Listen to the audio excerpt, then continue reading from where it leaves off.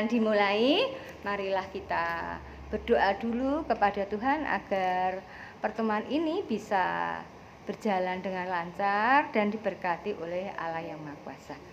Menurut kepercayaan kita masing-masing berdoa mulai. Selesai. Anak-anak, pada pagi ini semua hadir kan anak-anak ya, tidak ada yang tidak hadir. Jadi kita akan memulai ya pelajarannya, yaitu tentang teks prosedur ya. Tujuan pembelajaran kali ini yaitu anak-anak diharapkan mampu mengidentifikasi teks prosedur. Yang kedua, anak-anak bisa menyajikan rangkaian kegiatan teks prosedur itu sendiri. Nah, sekarang apa itu teks prosedur? Teks prosedur adalah teks yang berisi langkah-langkah atau tahapan-tahapan yang harus dilakukan untuk membuat sesuatu.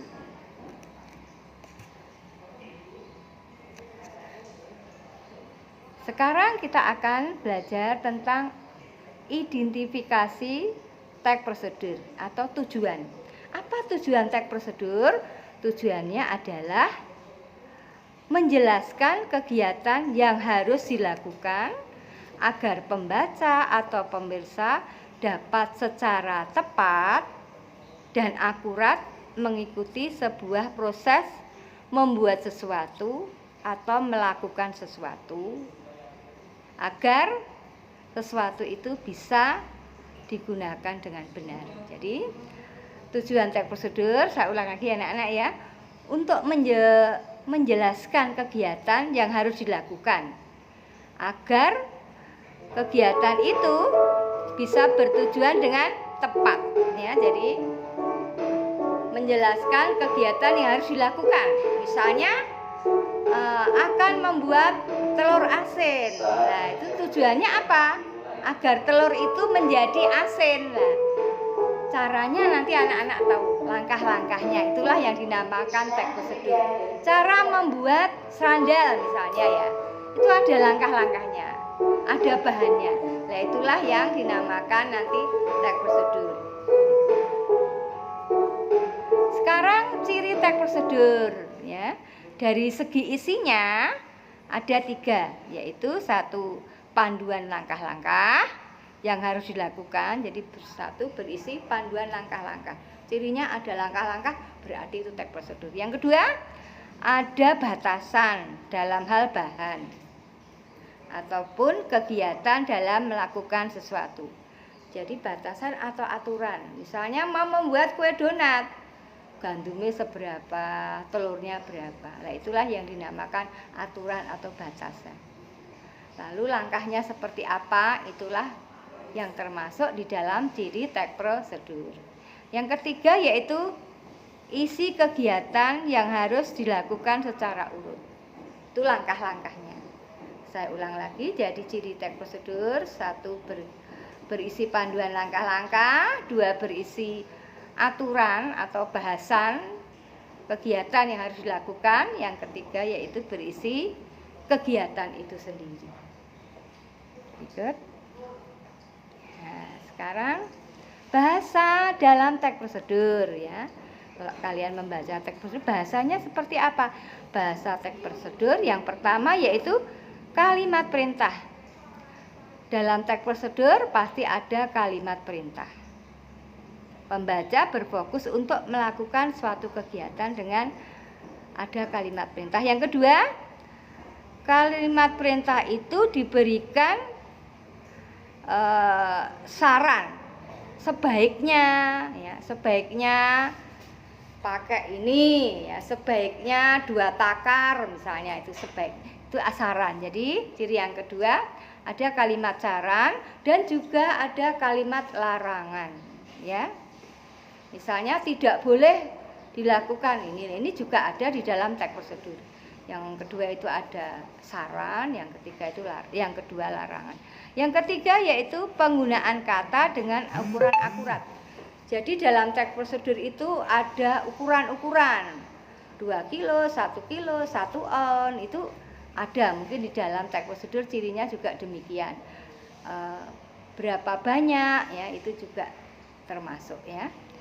Nah, sekarang yang berikutnya, yang keempat, yaitu dalam teks prosedur itu ada menggunakan kelompok kalimat dengan batasan yang jelas ya.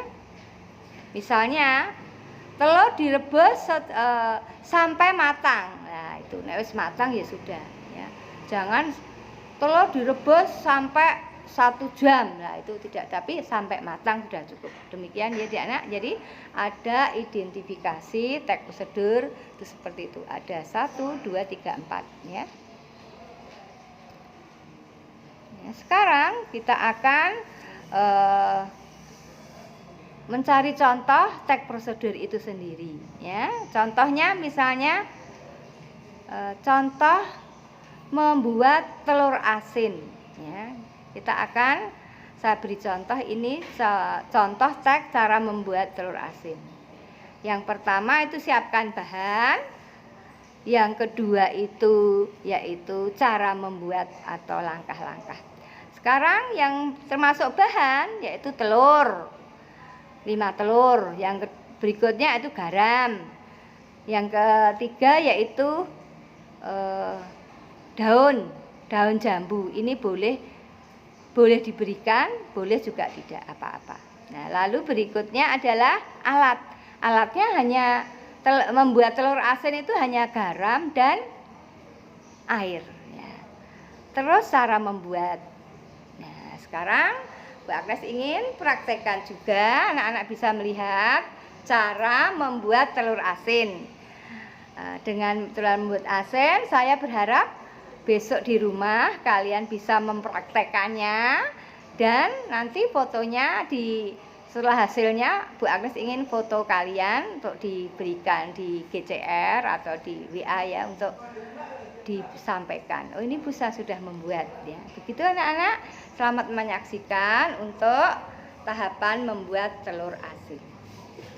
Ya anak-anak, kita akan mempraktekkan kelanjutannya, yaitu tentang membuat telur asin, yaitu praktek teks prosedur ya, cara membuat telur asin.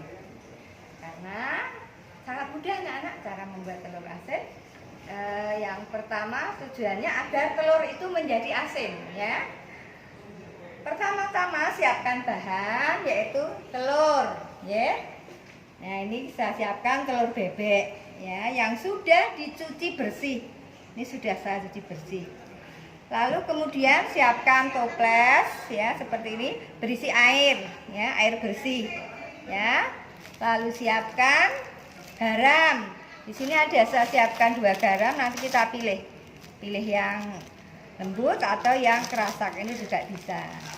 Lalu daun jambu, ini nanti untuk menutup ya anak-anak, biar telur itu kalau di dalam air garam kan naik. Nah, ini perlu kita tutup dengan ini daun jambu atau daun salam ya, biar nanti aromanya enak ya. Sekarang cara membuat anak-anak. Pertama, toples kita isi garam ya. Garamnya ini saja anak-anak ya, kita pakai yang lembut ini, 1 bungkus ini bisa dibeli di warung ya. Nih 1, kita bisa bawa gunting ya. Kita belajar ini ya.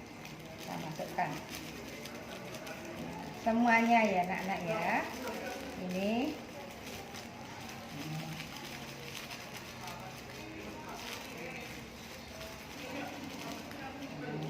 air garam. Kita aduk ya, biar tercampur. Nah, kita aduk-aduk. Ini air garam. Lalu sudah kita aduk-aduk, kita masukkan telur yang sudah bersih ya. Ini baknya sudah saya bersihkan, hanya kita memasukkan saja. 1, 2. Ini terlalu penuh ya. Airnya terlalu penuh, saya kurangi saja ini. Nah, bentar. Nanti tidak terlalu penuh ini. Belum sedikit. Ini jadi separuh saja nih ya, ini tuh masukkan. Hanya 5 telur, tapi ini kok susah ya. Tolong lagi lah.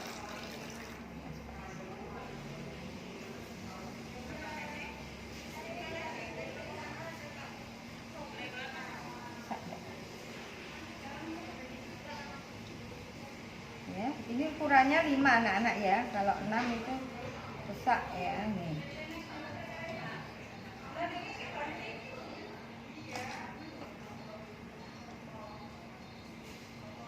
Ukurannya memang harus 5 saja ini.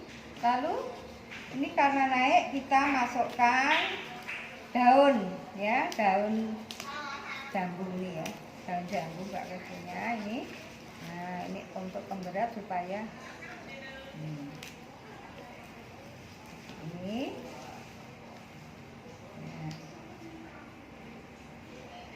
Nah, jadi ini hanya 5 ukurannya memang.